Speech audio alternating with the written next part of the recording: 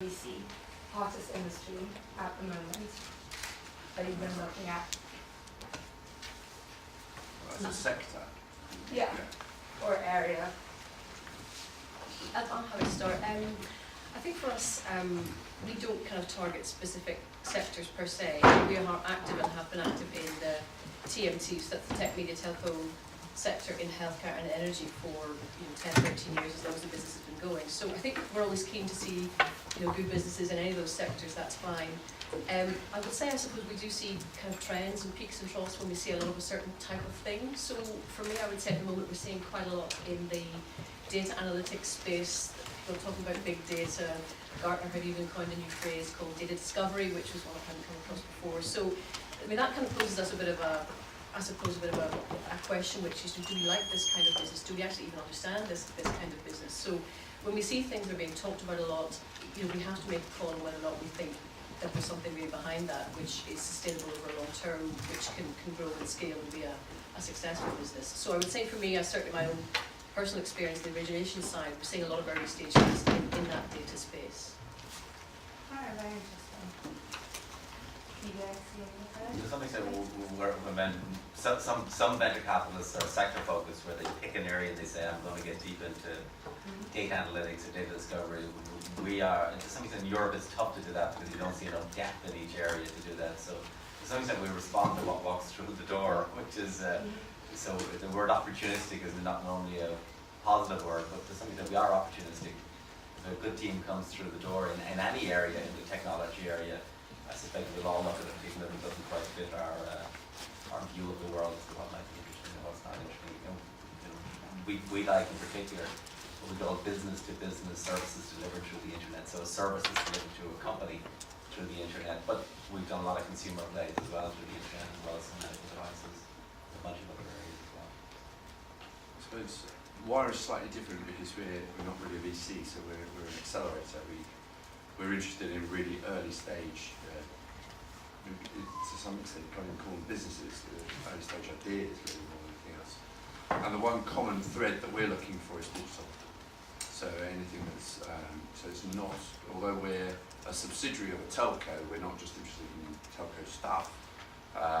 If you look at our portfolio, it's very eclectic, but the common thread is digital.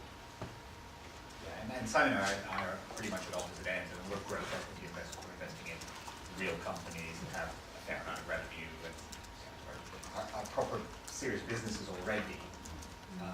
And so we are guided, Dermot was saying, by what the market is telling us. I'd have to say one area where we've seen a lot of activity right now is reinventing mobile. And actually, O2 is an interesting plus case here, because the carriers here are big, they have money, but they're getting squeezed brutally right now. And they're trying to reinvent themselves, and that gives a lot of space to new startups. So we are seeing some pretty good companies emerge and grow very rapidly in this whole world of now where does the mobile carrier go?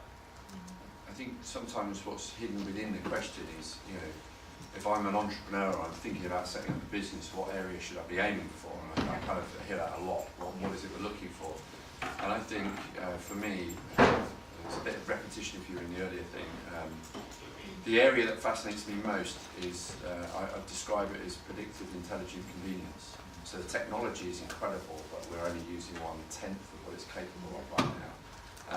Anything that can actually knit together that capability and deliver genuine value out to people is phenomenal.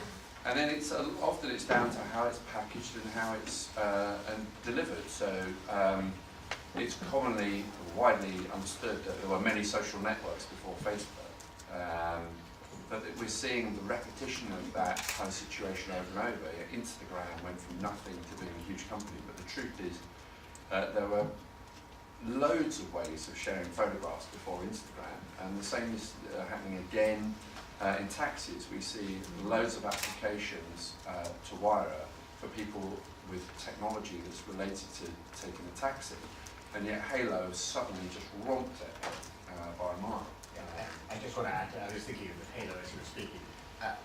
If anybody hasn't done a serious piece of work, really, and is interested in entrepreneurship, and hasn't done a serious piece of work looking at why a London company has nailed it and has made the technology invisible, which is the real success, then I'd really encourage you to do that. Halo's a great case study. I wish we were in it. Great.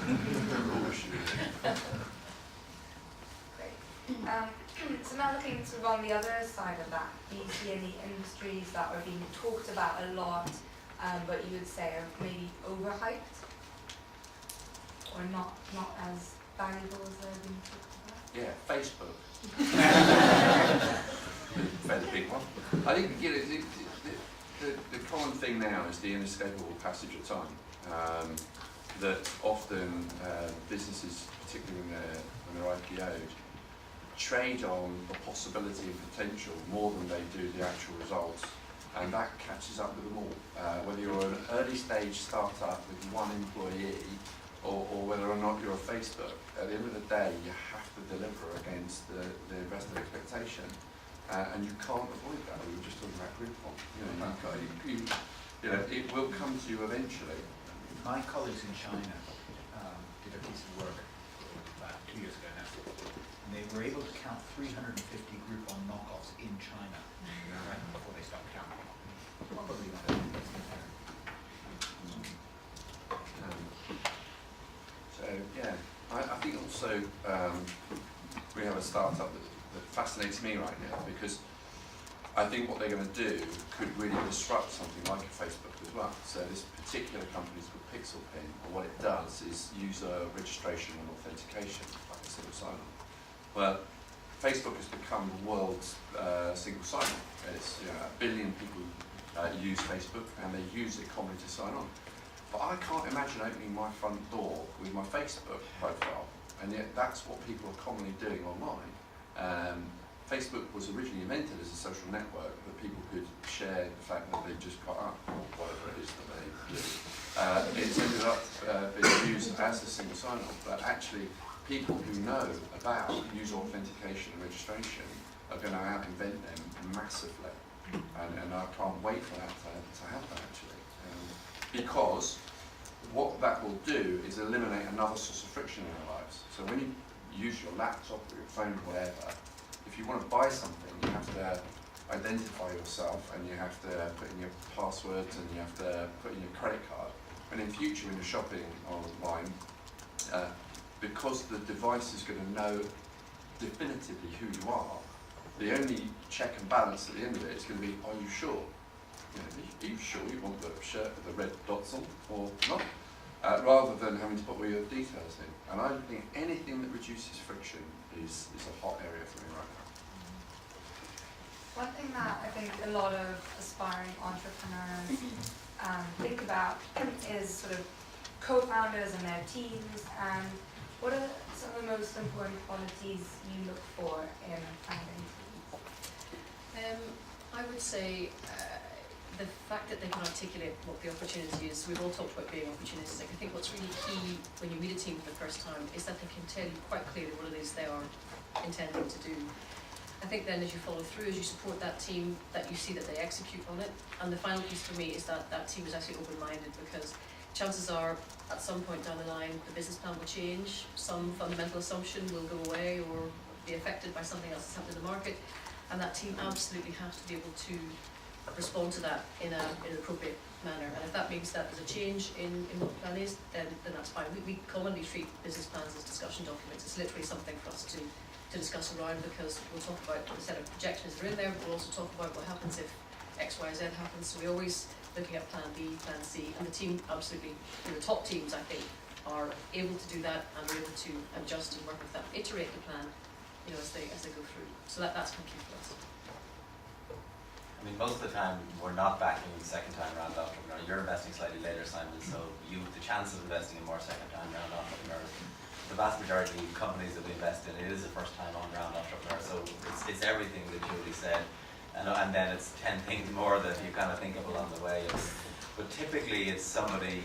If somebody hasn't been a previous entrepreneur, to be clear, 90% of people haven't been.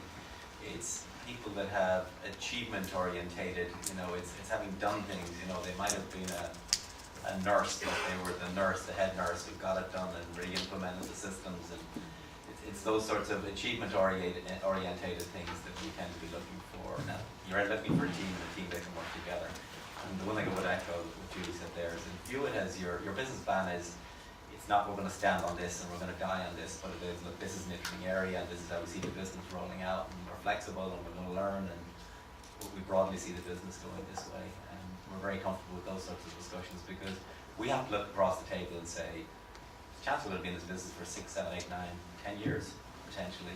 Do we want to see this person? I thought it was 3. No, it's very, very, very rarely 3, so we wish it was. So you're saying, do I want to deal with this person every week for the next 6, 7, 8, 9 years?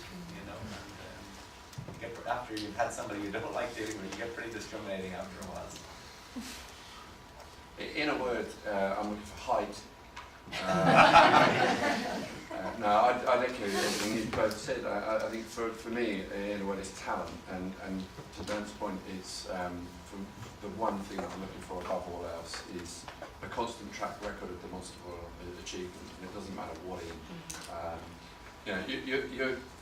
What you're proposing to us as an early stage, and so early stage is the highest risk, right? It's not, I don't know why we do it actually. But we've got to believe in you. So you're sat there sort of telling me that you're going to climb a mountain, and you've never climbed a mountain before. Yeah, exactly that. And so it's, how am I going to believe that you're going to do that? So, yeah.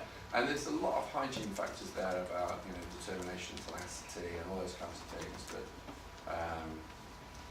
to echo your points, really, it's about having the capacity to actually realise your ambition.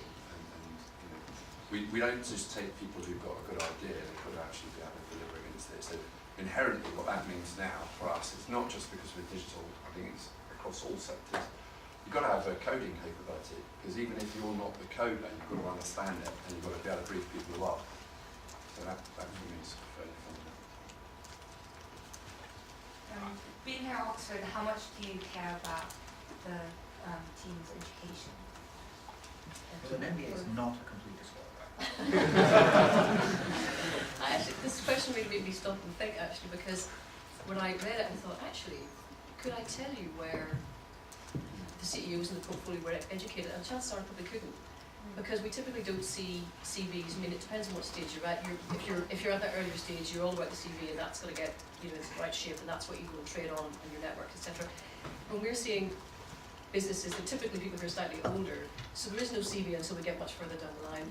We're really all about looking at the team and how they come across and that articulation of the opportunity. And actually, I think it really doesn't matter at all what the educational background is. We'll check it to make sure that what you've said is accurate. But I think it doesn't feature in our discussions, because it's really all about the opportunity of the business. So it's something to check in diligence, but it's not as a thing we need to know when you're just coming in the door.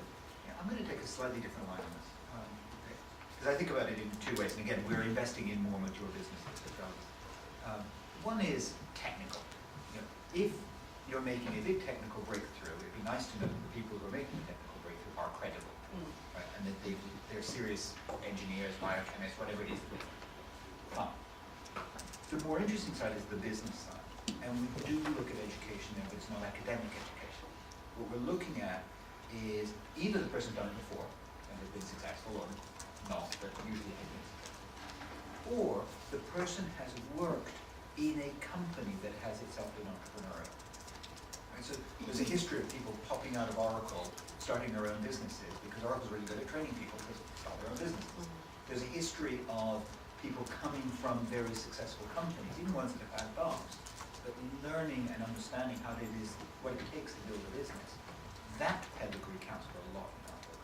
So it's the difference between experience and education as such, depending on how you define it. Yeah. I had the clue from my chief executive, as you said, where did they go to college, and what do they study, and did they get a first, or I have no clue whatsoever, so simply don't know.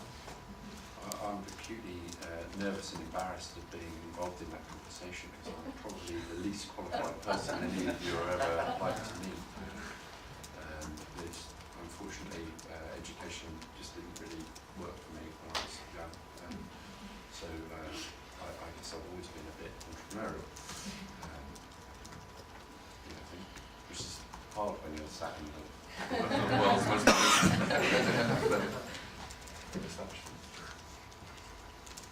Great. So another theme that's sort of been continued throughout the day has been networking and trying to build your connections when trying to start a business.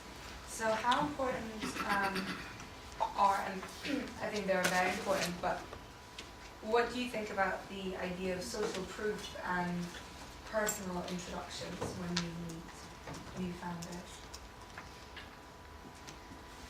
I mean, there's no doubt it helps. I know, I'm trying to think of whose website it is that says basically don't send us a business plan, we only take recommendations through. So there is, we literally, that's their line, which is unless you know somebody we know, it's probably not going to work. That's not our approach at all, but some people, that's the kind of extreme end, I think, of following that path. I mean, I think when we meet early stage businesses, we typically tell them one of the key things you can do is get yourself a good non-exec, because that will not cost you a huge amount if you're giving away some equity at an early stage, but it will work wonders for you in terms of what doors that opens and what connections that makes. So I think that is hugely important. Probably also it's true to say that if something comes through from someone you know, the chances are you'll look at it maybe a little faster than something that came from somebody you don't know. So I think there's an efficiency thing about that, and the fact that it probably does shortcut some things is helpful. It's absolutely not essential for the way we look at it, but I think it's certainly helpful. And the non-exec point I can't emphasise enough. I think regardless of how early stage you are, if you find a non-exec who likes what you do and who is experienced and sees the potential for what you're doing, you know, you have a shot at getting them on board, and that's a huge plus. I'll just do 2 words. We're social animals. It's crucial. It's absolutely essential. And being credible, which means, you know, turning up on time, knowing what you're talking about, knowing your numbers, avoiding gimmicks, deeply embarrassing, and being known by people who matter in the world that you claim to be important in means a lot. It should do. Most of our chief executives, think about that, the ones that are good, they are just relentless networkers, okay? So, and most of us are instinctively a bit shy, you know, and I kind of say to people, well, how many people did you meet today? You know, actually, I didn't meet a lot of people myself, whereas I should have. I mean, I should have met 30 or 40 people here today if I'd done a good job, but I didn't, okay? So, but the best chief executives, one in particular I'm thinking of, he's just fantastic. I mean, he literally, I remember he described the story to me once, which is plane was delayed in Boston for 3 hours, okay? And most of us would sit down and say, well, let me get out my laptop and clear my email. He had heard about a company, he'd heard that GE had a plant in western Boston, so he literally rented a car, drove out. He had no idea what they did. He knocked on the door and said, look, can I meet the general manager of the plant? And it happened to be the general manager was in an area. So it's just as a story, I was sitting there, this guy is a relentless, instinctive networker. And most chief executives of the companies we're in, if you're in any way shy, you just got to break it, and you just got to go and say, look, let me go up here. I want to meet these people, 1, 2, 3, 4. Can I send you an email next week? I mean, that's just the way you got to do it, you know. So we're here to meet people as well, by the way. So, I think networking is fundamentally important. I talked about it earlier that people think I'm obsessed about Twitter. I'm not. Actually, Twitter's a pain in the ass. But it's particularly good at networking entrepreneurs, and particularly digital entrepreneurs in London. Because you're here, I'm assuming that you're part of the ecosystem within the UK. We are so lucky to have such a vibrant ecosystem here. It's incredible and it's so powerful. It's a privilege for me. I run Wire across the whole of Europe. I see the distinct difference from country to country, and what happens here doesn't happen in other countries anything like the same extent. We are absolutely, I believe that Silicon Valley is a state of mind, not a place, and I think that we've got it. And we may be 30 years behind them chronologically, but we are so fast catching them up. And the interesting thing about all of that isn't the UK, it's Ireland. Ireland is the best example of it on earth.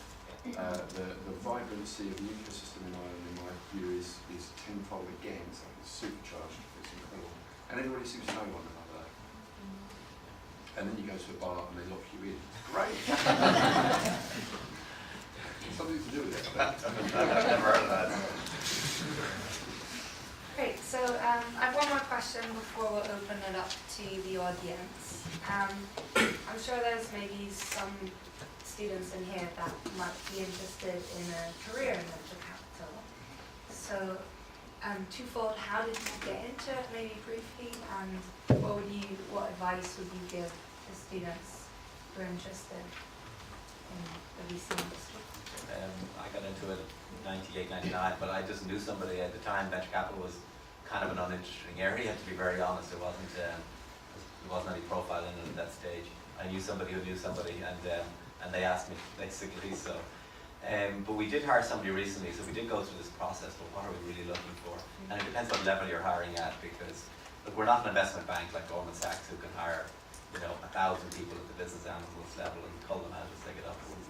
Every hire for all of us is a mega hire, because we're a team of 4 or 5 and we're adding 1. And by the way, we're hoping they'll stay here for 10 or 20 years if they like it. So this isn't a 2-year, let me learn it's not like joining a consulting firm or KPMG, where I'll do this for 3 years and I'll move on. Join a venture capital fund, we're expecting you to stay for a long time, and we're hoping you like it. In terms of background, I think it's almost impossible to get in straight out of college or anywhere like that. And to some extent, one's better off if one can go work for a technology company. That's probably the best background that we would see. We wouldn't say financial stuff. The sort of financial background is in our company. It's very easy to figure out. You don't need any particular financial training. If you're going to work for an investment bank, it's kind of irrelevant. I would think a technology company background of some shape or form is probably the best. Business development role, perhaps. For me, it's about being involved in the ecosystem. So for as long as I can remember, I've been an active participant and ambassador of the whole startup scene. I ran the small business division of Telefonica, which services 450,000 small businesses, so integral to all that. But in addition to my corporate career, I've co-founded 6 startups, 3 of which are multi-million revenues, which is why the boss of Telefonica chose me to run Wire. So it's that connectivity, thought it was relevant, and it helps me because I understand what it's like to be an entrepreneur in a startup and balance it all over. So I was chosen for that reason, and I think affinity would be you can't just transition from corporate role into VC. You've got to show that you've got that commitment, I think, you have an interest. Yeah, and an empathy for the entrepreneur. I think that's fundamental. So my history is I was I'm a technologist and a finance guy by background, and I went in '96 to join a .com company. That was what everyone said, a .1. 3 years of madness in New York as we tried to figure out how to make a business out of this. We took the company public in May 1999. We went from, oh my God, I can't make payroll, to, oh my God, I've got $1 billion market cap. How did this happen?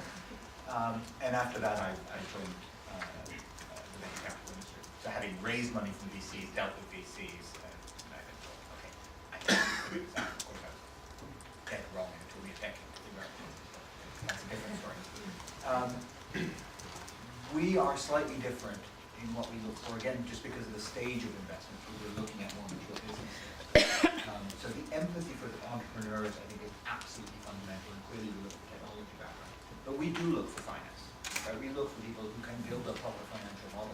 And frankly, you learn that in the proper training of a bank or a consulting firm. So we need rigorous modeling, market research, analytical skills, along with empathy for entrepreneurs, interest in technology. And yes, we are hiring. So do let me know. And obviously, if you've got languages, that's even better, European languages. But I think it's a funny combination of skills. It's a funny job. We'll talk more about that later. So Vanessa, you very kindly reminded me of my very old PhD. So this is going back to kind of 95, 98, I think, which is, I've forgotten it all now as well anyway, but for whatever reason I went from that into a kind of research and consultancy role for a US-based firm, again life science focused. And from that I think we did a lot of repetitive kind of market analysis, which was interesting to do, but once you've done it once in a certain sector, you kind of know what you need to do, and it became a bit repetitive. And the bits I really liked were the really early stage technology, all the interesting innovation that was happening and what physicians were saying about what was happening in medical practice in certain areas. And then the big numbers at the other end, and thinking, literally some companies do make that transition from one to the other, and it's fascinating to see how that happens. And I didn't know anything about VC at the time, but I thought it might be a little bit like that. So I moved into SAP and worked in the healthcare transaction team for quite a long time. So we backed a range of types of businesses there. And then my interest became kind of broader, and I started getting more involved in the technology things that we were doing, and in clean tech and renewables, which again we were expanding into. And I think because of my research bias, I'm quite interested in companies. And so origination is a specific type of role within venture where you're spending all your time in amongst the companies that you're hoping to back. So either the mature ones that you're trying to find that we like to do, or the interesting things that we're trying to find and track, and we'll literally track them for 12 or 18 months before they become ready for investment. But it is a different kind of bet, so it's not as financial as some of the guys have explained, but it's more research type focused and appreciating how the things that we see match the things that we want to invest in, identifying those and then kind of bringing them in. So again, we typically don't hire straight out of university. We're a small team too, so to your point, every hire is a mega. It really is, because we're intending for people to stay and become part of the team. But I think internships is great. We have quite an active internship program, either in the Glasgow office or in London. And that's been really successful for us. We've had a couple of really good, strong candidates come through that. That typically go elsewhere because we're not hiring right at that time, but it means that we have the connections there, we know how they are. And I think that from the people I have seen, there are a number of firms that are quite active with their internships, and I think that's hugely valuable and definitely a really kind of key way of looking at it, because it doesn't commit you, it means you get to see the job, they get to see you, and that's typically, I think, how things kind of build out. So I think that's definitely an avenue to look at. Great, thank you very much.